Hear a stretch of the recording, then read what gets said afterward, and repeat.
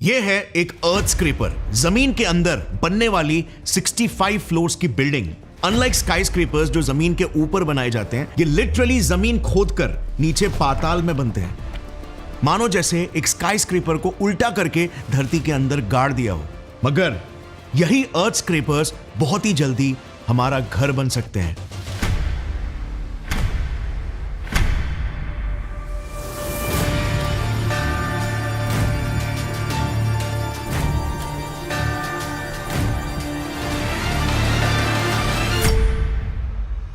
यह है दुनिया की one of the most beautiful cities और मेरी पर्सनल फेवरेट भी, the city of love, Paris.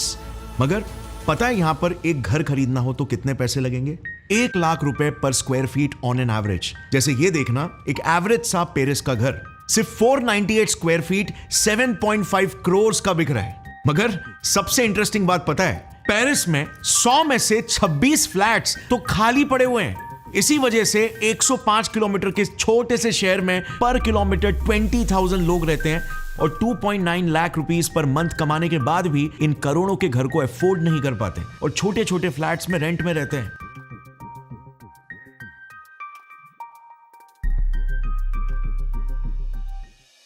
अब फ्रांस के और कई यूरोपियन सिटीज में आपने यह भी देखा होगा कि ऊंचे स्काई स्क्रैपर्स भी नहीं बनते। ये बाय लॉ है उन सिटीज के हिस्टोरिकल सिग्निफिकेंस को बचाने के लिए, और इसीलिए स्पेस और ज्यादा प्रीमियम हो जाता है। मगर दूसरी तरफ ये देखना, फ्रांस का पूरा सेंटर तो लिटरली खाली पड़ा हुआ है। अब पता है सबसे कंसर्निंग बात क्या है कि पेरिस कोई इकलौता शहर नहीं है जहां पर ऐसा देखने मिल रहा है। लंदन, बार्सिलोना, म्यूनिक, स्टॉकहोम जैसे पूरी दुनिया के टॉप सिटीज में हाउसिंग ऑलरेडी अनअफोर्डेबल हो चुका है। I started to feel the price is going up in just a few months. 156 euros last month, and that is as much as we spend on food for 2 weeks. So we have to make sacrifices elsewhere. We never go to restaurants, and we don't buy biscuits or sweets for the children. I've had to take on a second job. My family, my 1-year-old baby, we're facing homelessness and we've got nowhere to go. For me, it's not easy, you know. Cities इतने over populated होते जा रहे हैं कि 4 करोड़ आबादी वाले Tokyo शहर में तो लिटरली मेट्रोज में प्रोफेशनल पुशर्स को रखना पड़ रहा है भीड़ को ठिकाने लगाने के लिए। इंडिया में भी मुंबई और बैंगलोर की हालत तो आपको पता ही है। इस रिपोर्ट के हिसाब से मुंबई में टॉप 5% अर्नर्स को 109 सालों तक सेविंग्स करना पड़ेगा मेन सिटी में बस एक घर खरीदने के लिए, और सारे मेजर एम्प्लॉयमेंट अपॉर्चुनिटीज तो मुंबई जैसे सिटीज में ही है। और इसीलिए यहां पर दुनिया का one of the biggest slum भी बन गया है धारावी, जहां पर 1 किलोमीटर के दायरे में 3.5 लाख लोग रहते हैं। 13 लोग इस कमरे में, 13 लोग।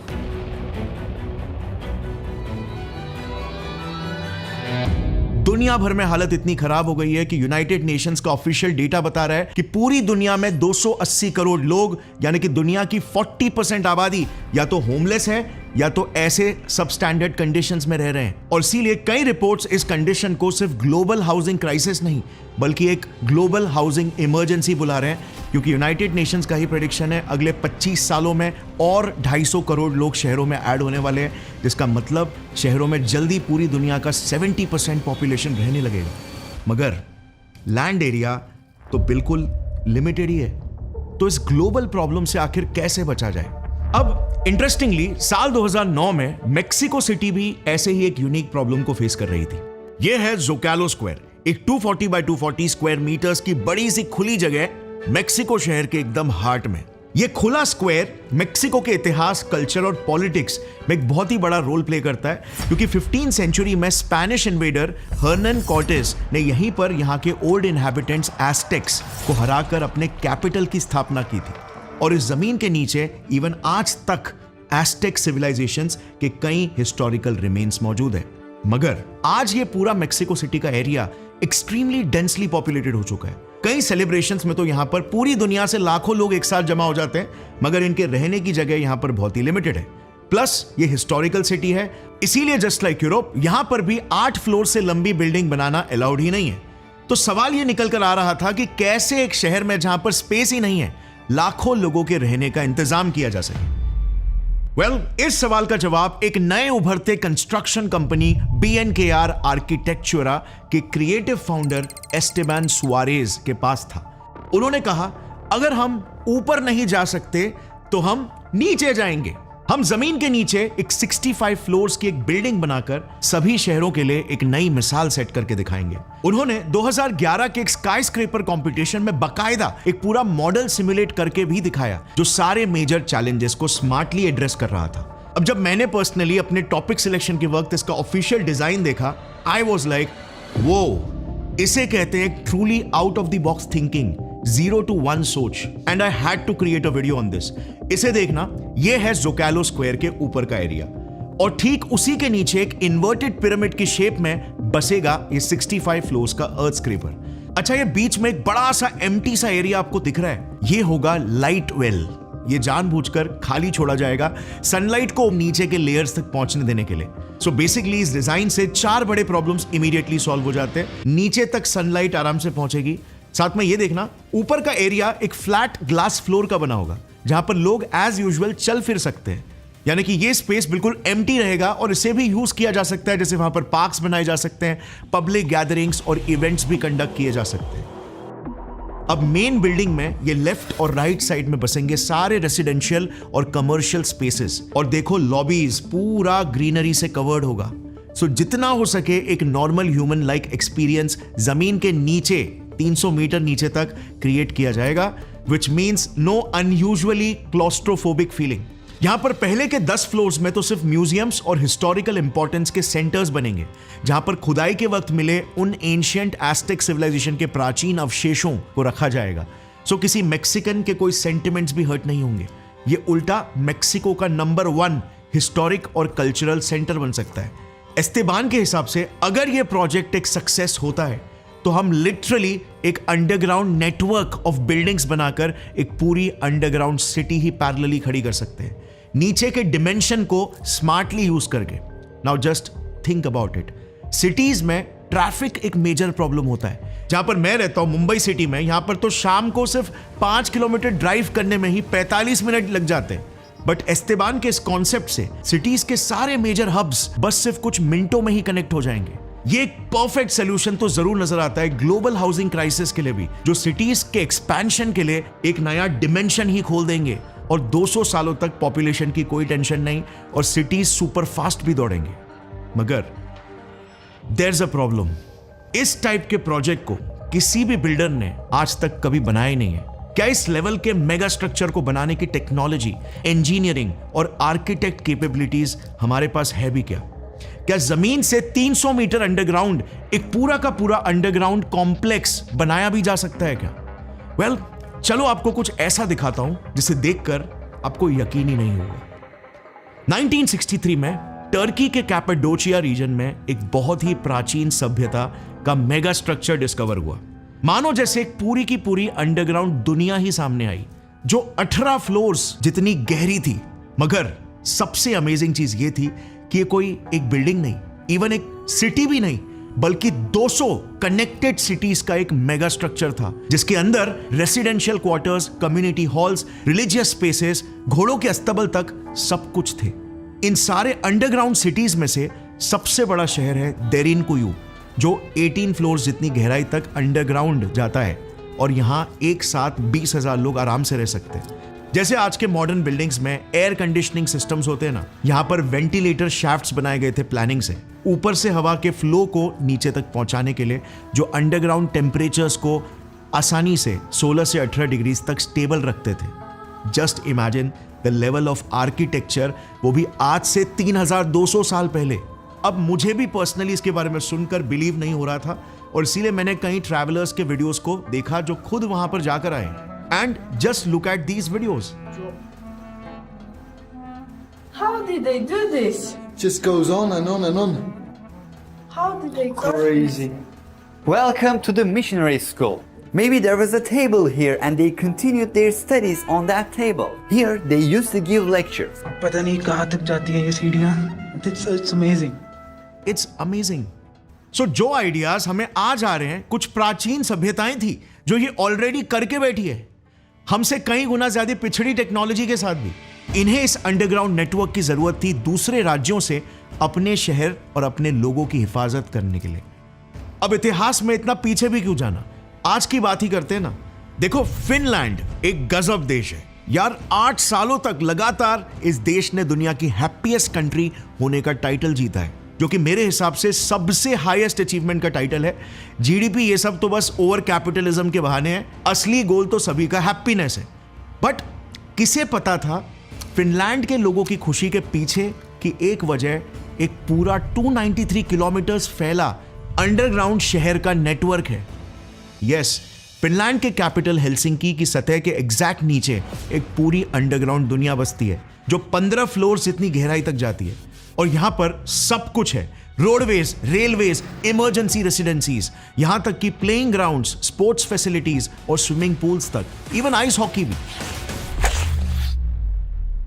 जरूरत पड़ने पर पूरे शहर की आबादी से 1.5 गुना ज्यादा लोग यहां पर बड़े आराम से रह सकते हैं, कई महीनों तक के लिए भी। अब वैसे तो इस नेटवर्क को बनाने की शुरुआत 1960s में हुई थी, कोल्ड वॉर के टाइम पे, जब सोवियत यूनियन के न्यूक्लियर और केमिकल वेपन के थ्रेट्स से सिटीजन्स को प्रोटेक्ट करने के लिए बनाया गया था। बट जैसे ही फिनलैंड गवर्नमेंट को इनके एडवांटेजेस का पता चला, 2007 में गवर्नमेंट ने इन्हें अब तक का बेस्ट डिसीजन कहकर अपने अंडरग्राउंड एसेट्स को और स्केल करने का ऑर्डर दे दिया। आज Finland multi layered underground systems बना रहा है और दुनिया के लिए एक इंस्पिरेशन सेट कर रहा है। जहां पर दुनिया के सभी शहर ओवर क्राउडिंग के बोझ तले दब रहे हैं, फिनलैंड ने अपने कैपिटल सिटी के सिटी सेंटर के नीचे ही एक अंडरग्राउंड रोड नेटवर्क क्रिएट कर लिया है, जो directly corporate offices, hotels, restaurants और इवन सुपरमार्केट्स तक एंड टू एंड कनेक्ट होते हैं। यानी कि आधा शहर अंडरग्राउंड दौड़ रहा है और रेगुलर क्राउड और टूरिस्ट आराम से ऊपर खुले रोड्स में ट्रैवल कर सकते हैं। फिनलैंड आज अपने सारे जगह घेरने वाले मगर इंपॉर्टेंट इंफ्रास्ट्रक्चर को step by step underground push कर रहा है, उन्हें डाल रहा है, ठिकाने लगा रहा है। जैसे देखना, पूरे डिस्ट्रिक्ट का हीटिंग और कूलिंग सिस्टम को ही अंडरग्राउंड डाल दिया, इवन डेटा सेंटर्स तक को अंडरग्राउंड पुश किया जा रहा है, वेस्ट ब्यूरियल साइट्स हो गए, water supply tunnels, etcetera etcetera. अब गाइस, पता है इस वीडियो को बनाने का मेरा मेन मकसद सिर्फ आपको अर्थ स्क्रैपर्स के बारे में बताना नहीं था, बट आपको ये एक बहुत ही इंपॉर्टेंट नजरिया देना था, डेयरिंग टू थिंक डिफरेंटली का। ये नहीं कि ये देखना कि दुनिया क्या कर रही है और मैं भी उसे फॉलो करूं, बल्कि ये देखना कि मेरे पास क्या एडवांटेज है और उस एडवांटेज को यूज करके मैं क्या क्रिएटिव और यूनिक कर सकता हूं। यहीं से इनोवेशन की नींव निकलती है। जैसे फिनलैंड ने समय रहते ये समझ लिया था कि उनके अंडरग्राउंड हार्ड रॉक्स उनका सबसे बड़ा एसेट है, जो एसेट आप देखोगे मेक्सिको के पास नहीं है। इस एसेट को उन्होंने फिर एक नए अंडरग्राउंड डायमेंशन को ही खोलने में लगा दिया, जिसने रशिया से सेफ्टी तो प्रोवाइड की ही, बट साथ ही में उनके सिटीज को भी फास्ट एंड फ्री बनाकर दुनिया के लिए एक मिसाल सेट कर दिया। अब मैंने भी पर्सनली अपनी लाइफ में भी कुछ ऐसा ही किया था। अपने ऑब्सेसिवली क्यूरियस नेचर और साइंटिफिक माइंडसेट को मेरे साइंस यूट्यूब करियर में ट्रांसफॉर्म किया। मेरा ये नेचर स्कूल्स और कई टाइप के जॉब्स के लिए एक बहुत बड़ा डिसएडवांटेज था, because of my over thinking. मुझे पास्ट में लिटरली ऐसा लगता था कि शायद मैं इस दुनिया में नॉर्मली फिट ही नहीं हो पाऊंगा, नॉर्मली काम ही नहीं कर पाऊंगा। बट यूट्यूब वीडियोस के लिए मेरा यही ऑब्सेस्ड नेचर एक बहुत बड़ा एडवांटेज साबित हुआ, और इसीलिए 50+ टीम मेंबर्स की कंपनी स्केल करने के बाद भी, पिछले 3 सालों तक ऑटो पायलट में वीडियोस पब्लिश करने के बाद भी, एंड में अब 4 महीने से मैं वापस लौट आया हूं खुद को अपने स्ट्रेंथ और हैप्पीनेस से अलाइन करने के लिए, आपकी लाइफ में अपने राइटिंग से थोड़ा कुछ वैल्यू ऐड करने के लिए। प्रकृति हमें हर डिसएडवांटेज के साथ एक यूनिक एडवांटेज फ्री देती है, बस दिमाग को खुला रखना है, हमारा काम है। अब मैक्सिकन अर्थ स्क्रैपर के डिटेल्स में जाने से पहले एक बार इसी कॉन्सेप्ट को जापान द मास्टर इनोवेटर से भी सीखते हैं। वंस अगेन, हमारा मकसद सिर्फ साइंटिफिक फैक्ट्स जानना नहीं है, बल्कि मोर इंपॉर्टेंटली एक साइंटिफिक माइंडसेट और पर्सपेक्टिव डेवलप करना है। सो जापान लिटरली कह सकते हैं पूरी दुनिया का वन ऑफ द मोस्ट अनलकीएस्ट देश है। Earthquakes, floods, typhoons, tsunamis, you name it, यहां पर सब कुछ रेगुलरली होते रहता है। बट इन्हीं एग्जैक्ट रीजंस की वजह से ही जापान आज टेक्नोलॉजी में कई डेवलप्ड देशों से भी डेकेड्स आगे चल रहा है। आपदा में अवसर, इस मैप को जरा देखना, ये जापान के कैपिटल टोक्यो में बहने वाली नदियों का मैप है। आप देख सकते हो कितना डेंस नेटवर्क है रिवर्स का। टोक्यो में आज 100+ रिवर्स और कैनाल्स है। फॉर कंपैरिजन, न्यूयॉर्क सिटी में 4 है, मुंबई में 5 है, तो दिल्ली में बस 1 है। प्लस सबसे बड़ा डिसएडवांटेज टोक्यो का ये 124 किलोमीटर का पूरा एरिया 0 मीटर जोन में आता है, यानी कि लिटरली समुद्री सतह से भी नीचे है। इन एरियाज में 14 लाख लोग रहते हैं, और अगर कभी टाइफून आ गया या हैवी रेनफॉल हो गया तो यहां पर बाढ़ आना पक्का है। इतिहास गवाह है, जापान का अरबों रुपयों का नुकसान हुआ है इन फ्लड डैमेजेस की वजह से। और फिर अंत में 1992 में इससे परेशान होकर टोक्यो ने सीधा प्रकृति से ही टक्कर लेने की ठानी। 13 साल के रिगरस अंडरग्राउंड डिगिंग और कंस्ट्रक्शन के बाद इन्होंने जमीन के 50 मीटर नीचे यानी 17 फ्लोर जितनी गहराई में एक बड़ा सा 6.3 किलोमीटर्स का अंडरग्राउंड कैनाल नेटवर्क ही बना दिया, जी-कैन्स। और तब से लेकर आज तक इसने टोक्यो में 80 से 90% फ्लड्स को ही रोक दिया है।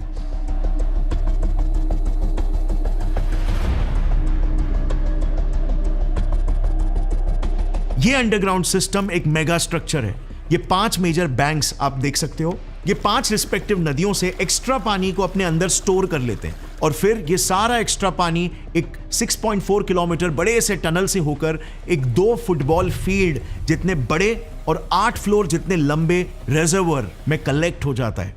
ये इतना बड़ा स्टोरेज टैंक या स्टोरेज रिजर्वर है कि एक मीडियम साइज लेक के जितना पानी स्टोर कर सकता है। और इस मैन मेड अंडरग्राउंड रिजर्वर को 500 टन के 59 बड़े बड़े पिलर्स पर खड़ा रखा हुआ है। इसे जूम करो गूगल मैप्स में जी-कैन्स पर और ये पिलर्स आप देख सकते हो।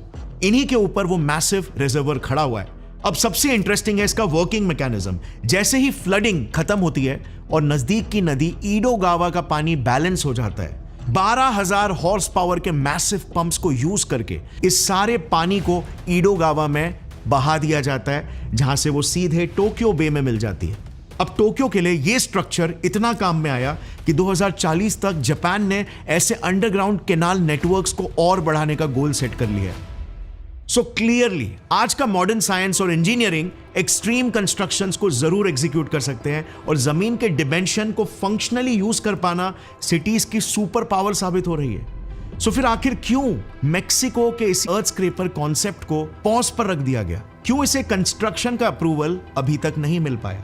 क्या अर्थ स्क्रैपर प्रोजेक्ट स्पेसिफिकली कुछ ऐसे यूनिक इंजीनियरिंग या टेक्निकल प्रॉब्लम्स को फेस करेगा जिसके सॉल्यूशंस आज हमारे पास नहीं है? जैसे फॉर एग्जांपल इतना मैसिव स्ट्रक्चर मेक्सिको जैसे अर्थक्वेक प्रोन देश में भूकंपों से कैसे बच पाएगा? At least 248 people have been left killed after a powerful earthquake of magnitude 7.1 hit central Mexico. We're experiencing very strong shaking. Wow. I think we need to get under the desk. चलो देखते हैं purely physics और engineering wise इस massive construction के concept को कैसे अंजाम दिया जाएगा। सो देखो, डिजाइन बनाने वाली कंपनी ने ना ये क्लियरली कह दिया था कि हमें अर्थ स्क्रैपर को टॉप डाउन अप्रोच से बनाना होगा, विच इज यूनिक, यस, क्योंकि बाकी के स्काई स्क्रैपर्स को हम नीचे से ऊपर कंस्ट्रक्ट करते हैं और इसीलिए मोस्ट प्रोबेबली इसका कंस्ट्रक्शन भी कुछ ऐसा ही होगा। चलो क्रिएट करते हैं अर्थ स्क्रैपर का बेसिक प्रोटोटाइप, साथ में मिलकर आपको भी एक नया पर्सपेक्टिव मिलेगा। अच्छा, एक और एक चीज, कुछ लोग बोलेंगे कि मैं एक आर्किटेक्ट नहीं हूं तो मुझे इस फील्ड में नहीं बात करनी चाहिए। वेल, आई डोंट थिंक एक डिग्री सर्टिफिकेट को हमें हमारे जेन्युइन इंटरेस्ट और क्यूरियोसिटी को ऑथोराइज करने देना चाहिए। डिग्री सर्टिफिकेट के कॉन्सेप्ट को इंडस्ट्रियल रेवोल्यूशन के बाद ही फॉर्मलाइज किया गया, इंसानों की सोच पर लिटरली ताला लगाने के लिए। मगर हमारी क्यूरियोसिटी हमेशा से अमर रही है और आज तो आजादी का टिकट बन गई है। सोसाइटी के सिस्टम्स ने मुझे पर्सनली कॉमर्स में ढकेला था, लेकिन मेरे इंटरेस्ट ने मुझे साइंस की तरफ अट्रैक्ट कर ही लिया। बस सिर्फ मुझे लोगों की लिमिटिंग टैग लगाने वाली बातों को इग्नोर करना सीखना था। आपको भी सेम ही करना है अगर कोई आपसे ऐसी लिमिटिंग बातें करे तो।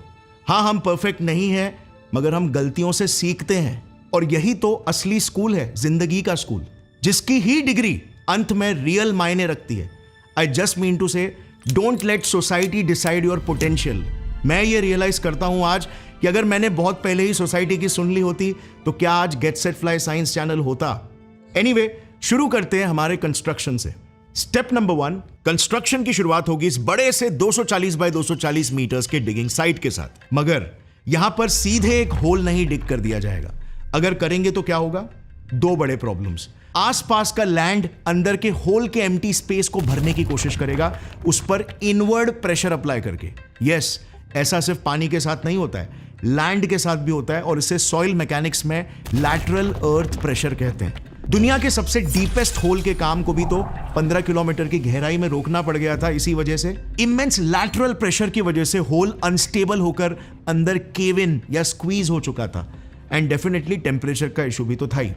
सेकेंडली, मेक्सिको सिटी की मिट्टी क्लेई सॉइल है जिसमें सोक्ड पानी है। सो पानी भी तो अंदर के तरफ प्रेशर अप्लाई करेगा। मेक्सिको सिटी का ये एरिया लिटरली एक तालाब के ऊपर बना रिक्लेम्ड एरिया है जिसे लेक बेड कहते हैं। आज भी यहाँ की जमीन के नीचे अच्छा खासा सोक्ड पानी है, जिस वजह से यहाँ की मिट्टी मोस्टली ऐसी दिखती है। ये एक्चुअल मेक्सिको सिटी का लेकोस्ट्रीन क्ले है, काफी वेट और एक्सट्रीमली कंप्रेसिबल है, और इसीलिए हमें सबसे पहले ज़ोकालो स्क्वायर की जमीन पर हमारे अर्थ स्क्रैपर की सिर्फ बाउंड्री खोदनी होगी, और उन बाउंड्रीज या पेरीमीटर्स को सिक्योर करने के लिए ऐसे मोटे डायफ्राम वॉल्स बनाने होंगे। अब इन वॉल्स के लिए खड्डे हम हाइड्रोलिक एक्सकेवेटर्स और क्लैम्पशेल डिगर्स जैसे मशीनरीज का यूज करके खोदेंगे, जिन्हें इंक्लाइनोमीटर्स की मदद से अंदर की तरफ प्रिसाइसली एंगल किया जाएगा। फिर इनमें बेंटोनाइट स्लरी डाला जाएगा ताकि खड्डा ना भरे, जिसके बाद मेटल रॉड्स ऐड किए जाएंगे मेन स्ट्रक्चर कंस्ट्रक्ट करने के लिए, जिनमें फाइनली रीइंफोर्स्ड कंक्रीट पोर किया जाएगा स्ट्रॉन्ग डायफ्राम वॉल्स बनाने के लिए। जहां पर नॉर्मल कंस्ट्रक्शन में इन्हें बस सिर्फ कुछ 1-2 फीट थिक रखा जाता है, यहां पर इन्हें हमें एटलीस्ट 2 मीटर थिक बनाना होगा ताकि ये बाहरी प्रेशर को झेल सके, क्योंकि जैसे जैसे हम अंडरग्राउंड खोदते जाएंगे दोनों लैंड और वाटर का प्रेशर एक्सपोनेंशियली बढ़ेगा थाउजेंड्स ऑफ टन्स तक because of the land above. जिसे इफेक्टिवली कॉम्बैट नहीं किया जाए तो अर्थ स्क्रैपर सेफ्टी वाइज बिल्कुल कॉम्प्रोमाइज हो जाएगा। सो ऐसे दिखने वाले वॉल्स एक ट्रायंगुलर स्लोप क्रिएट करेंगे, जिससे मेन अर्थ स्क्रैपर के स्ट्रक्चर को भी हॉरिजॉन्टल सपोर्ट मिलेगा। नोट, हमने अब तक कोई खड्डा नहीं खोदा होगा, क्योंकि खड्डा खोद देंगे तो टॉप डाउन कंस्ट्रक्शन कैसे हो पाएगा। हमने अब तक सिर्फ इसके बाउंड्रीज को ही सिक्योर किया है ताकि हम आराम से अपने सेंटर पर काम कर सकें। अब स्टेप नंबर 2, अब हम सीधा सेंटर से 300 मीटर नीचे की तरफ कुछ वेट बेयरिंग पिलर्स, पाइल्स और कॉलम्स इंस्टॉल करेंगे। ये काम एक्सट्रीमली डिफिकल्ट जरूर होगा, मगर हमारे पास एक बहुत बड़ा एडवांटेज है। देखो, ट्राइंगल शेप सबसे स्ट्रॉन्गेस्ट ज्योमेट्रिकल शेप है, बट स्टिल हमें और सॉलिड वर्टिकल सपोर्ट के लिए ऐसे 1 से 2 मीटर के थिक पिलर्स, जिन्हें पाइल्स कहते हैं, को इंस्टॉल करना होगा। लाइट वेल के बाउंड्री के नीचे ये 300 मीटर्स नीचे गड़ेंगे इनटू द बेडरॉक्स। सैकड़ों से 1000 तक हो सकते हैं इन नंबर्स, और ये हल्के से स्लैंटेड तरीके से गड़ेंगे ताकि कोन जैसा स्ट्रक्चर बन सके। ये पाइल्स हमें अर्थ स्क्रैपर के फ्लोर्स बनाने के लिए सॉलिड वर्टिकल सपोर्ट देंगे, और साथ में बीच में एम्प्टी स्पेस भी छोड़ेंगे लाइट वेल के लिए। अब स्टेप नंबर 3, जैसे ही हमारे सारे वर्टिकल कॉलम्स या पाइल्स इंस्टॉल होकर हमारा कोर स्केलेटन तैयार हो गया, अब हम आराम से अपने टॉप डाउन कंस्ट्रक्शन की शुरुआत कर सकते हैं। हम अब ऊपर से step by step horizontal beams add करने लगेंगे हॉरिजॉन्टल सपोर्ट के लिए। फिर इंपॉर्टेंट सॉलिड स्ट्रक्चर्स में हम रीइंफोर्स्ड कंक्रीट पोर कर देंगे बिल्डिंग के स्केलेटन को पक्का सॉलिडिफाई करके लॉक कर देने के लिए, और फिर एक एक करके फ्लोर प्लान लेआउट्स के हिसाब से रूम्स कंस्ट्रक्ट होना शुरू हो जाएंगे। हम बीच में एक बड़ा सा सर्कुलर एरिया छोड़ेंगे अपने लाइट वेल के लिए, और उसके अराउंड लेआउट के हिसाब से हम रूम्स वगैरह का कंस्ट्रक्शन स्टार्ट कर देंगे। और फाइनली स्टेप नंबर 4, जिसमें हम सब पब्लिक यूटिलिटी और सर्कुलेशन की चीजें इंस्टॉल करेंगे लेआउट के हिसाब से, जैसे स्टेयरकेसेस हो गए, high speed elevators, fire exits, outdoor lobbies, gardens and parks etcetera. जिसके बाद सारा फ्लोरिंग, टाइलिंग और फिक्सचर्स इंस्टॉल करने का कॉस्मेटिक काम होगा। अब इस कंस्ट्रक्शन के दौरान होने वाले 4 यूनिक खतरों का क्या? भूकंप, अंडरग्राउंड फ्लडिंग, अंडरग्राउंड डार्कनेस और अंडरग्राउंड फायर सेफ्टी। वेल, जरा इस बिल्डिंग को एक बार देखना, कैसे भूकंप में ये लिटरली झूल रही है इधर उधर। वेल, अर्थ स्क्रैपर्स के साथ ये बहुत ही कम होगा, क्योंकि भूकंप के समय अर्थ स्क्रैपर खुद ही जमीन के साथ ही मूव करेगा, मिनिमाइजिंग रेजोनेंस। लंबे स्काई स्क्रैपर्स के आसपास एटमॉस्फेयर होता है, सो ग्राउंड के लैटरल डिस्प्लेसमेंट से क्रिएट होता रेजोनेंस एम्पलीफाई हो जाता है। सो ये एक फैक्ट है कि अर्थक्वेक प्रोन जोन्स में तो अर्थ स्क्रैपर्स उल्टा और ज्यादा एडवांटेजियस है, और बाकी के बचे शॉक्स के लिए अर्थ स्क्रैपर्स में भी वही मॉडर्न डैम्पिंग सिस्टम यूज किया जाएगा जो आज टोक्यो के majority of the sky scrapers में यूज होता है। बेसिकली इनके सारे कॉलम्स और बीम्स के जॉइंट्स में फ्लेक्सिबल और कंप्रेसिबल मटेरियल जैसे रबर या न्यूप्रीन ऐड किया जाता है, और स्ट्रक्चर में बीच बीच में गैप्स को जानबूझकर रखा जाता है पोरस मटेरियल जैसे फोम से भर के, जो कंप्रेशन को झेल सके। अब ये कोई नई टेक्नोलॉजी नहीं है, बहुत सारे सिटीज में कई सारी ऐसी बिल्डिंग्स बनी है, and that is why we know it will work perfectly. अब अंडरग्राउंड लाइट के लिए तो लिटरली लाइट वेल के अराउंड ऐसे ऑप्टिकल फाइबर्स के बंडल्स रख सकते हैं जो बिल्डिंग के अलग अलग फ्लोर्स और प्लेसेस तक लाइट को ट्रांसमिट करेंगे, जो कोने कोने में फैलाया जाएगा डिफ्यूजर्स के साथ। सो बेसिकली अगर बाहर की दुनिया में उजाला हो तो अंदर की दुनिया में भी उजाला ही होगा, बिल्कुल बाहर जैसा ही एहसास।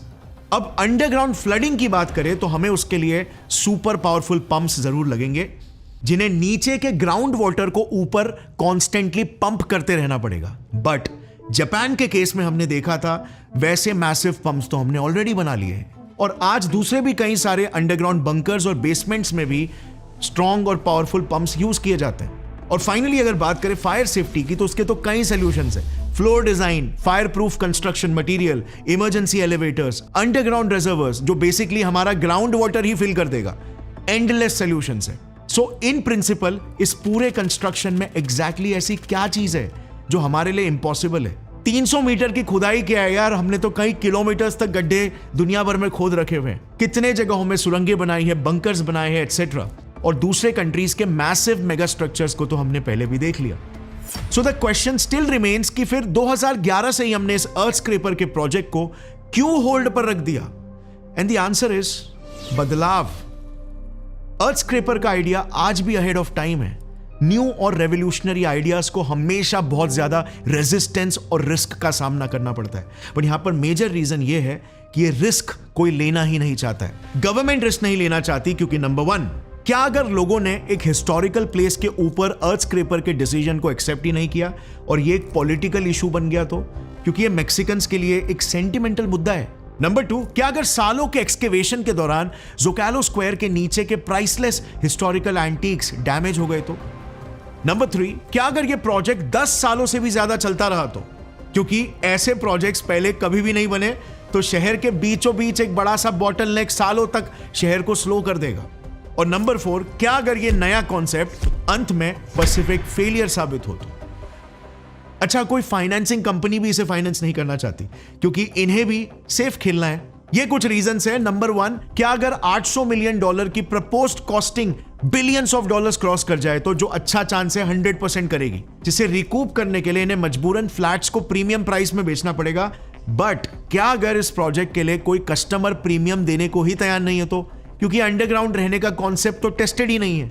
क्या लोग वाकई में अंडरग्राउंड रहना पसंद भी करेंगे वर्सेस स्काई स्क्रैपर की ऊपरी मंजिलों में जहां से ब्यूटीफुल व्यूज मिलते हैं?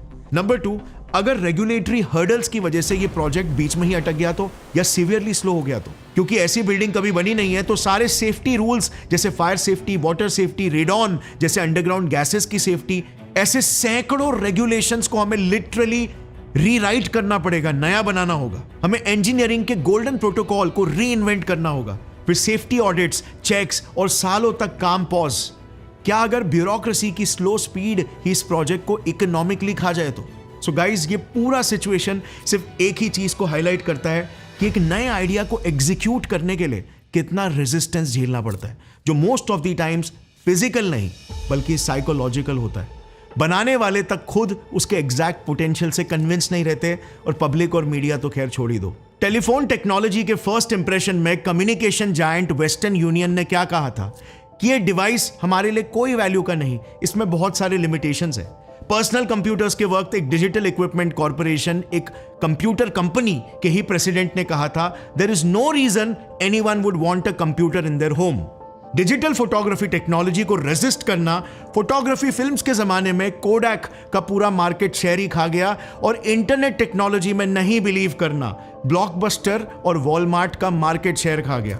एयरप्लेन्स और स्काई स्क्रैपर्स को भी लोगों ने बस क्यूट ड्रीमी आइडियाज ही सोचा था, but here we are today.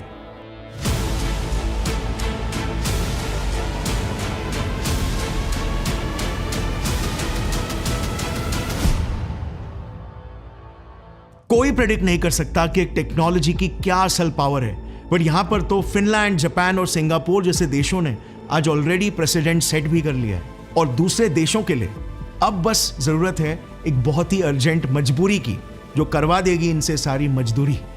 Gaurav Thakur signing off on that note. Stay curious, stay human. जय हिंद।